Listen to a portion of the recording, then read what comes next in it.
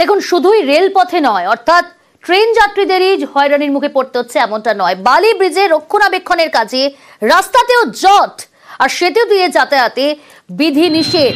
কি বিধি নিষেধ আপনাদের আরো ডিটেল আপনাদের জানাবো।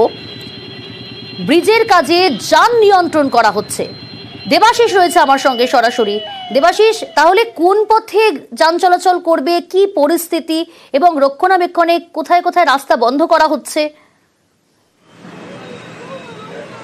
দেখো, মূলত যে রেল লাইনের শিয়ালদা থেকে ডানকুনি পর্যন্ত যে রেল লাইনের কাজ হচ্ছে বা মেরামতির কাজ চলছে, সংস্কারের কাজ চলছে, সেই কাজের সময়তে যে 100 ঘন্টা বন্ধ থাকবে ট্রেন চলাচল, ঠিক সেই সময়টাকেই বেছে নেওয়া হলো বালি ব্রিজের রক্ষণাবেক্ষণের জন্য।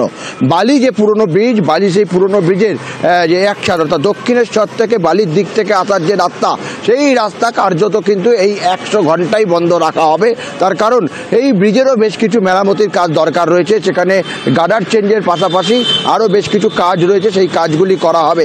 ঠিক দক্ষিণেশ্বর থেকে বালির দিক থেকে আসার যান চলাচল একেবারেই বন্ধ করা হয়েছে। শুধুমাত্র 2 হুইলার এবং 3 হুইলার পণ্যবাহী গাড়ি সেগুলিকে অ্যালাউ করা হচ্ছে। বাকি 4 চাকা গাড়ি থেকে বাস, লরি এবং পণ্যবাহী যে কোনো গাড়ি, সব গাড়িগুলিকেই কিন্তু একেবারে যে নতুন ব্রিজ রয়েছে বালি, সেই নতুন ব্রিজকেই কিন্তু ব্যবহার করতে হবে। তবে সেক্ষেত্রে বেশ কিছু ছাড় দেওয়া হয়েছে। যেসব পণ্যবাহী ছোট গাড়িগুলি রয়েছে তাদের জন্য টোল ফ্রি করা হয়েছে নিবেদিতা সেতুর যে টোল প্লাজা সেখানে। ফলে সাধারণ মানুষের কিছুটা ঘুরপথে যেতে হলেও সাধারণ মানুষের স্বার্থেই এই কাজ বলে মনে করা হচ্ছে।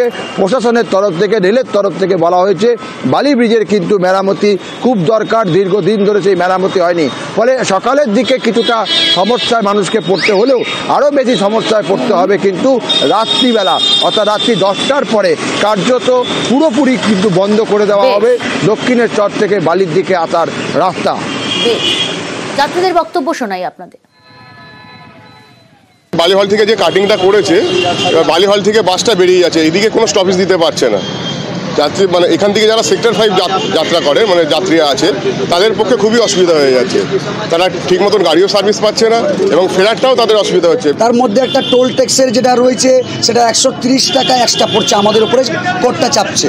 আর দ্বিতীয়ত আমরা 24 kilometre up and down run করছি, সেখানে 1 লিটার তেল খাচ্ছে এক্সট্রা। এটা তক্কবিত্তের মধ্যে চলে যাচ্ছে, কিন্তু এটা তো একটা আমাদের ফ্যামিলির মতন, তাও মানিয়ে নিতে হচ্ছে।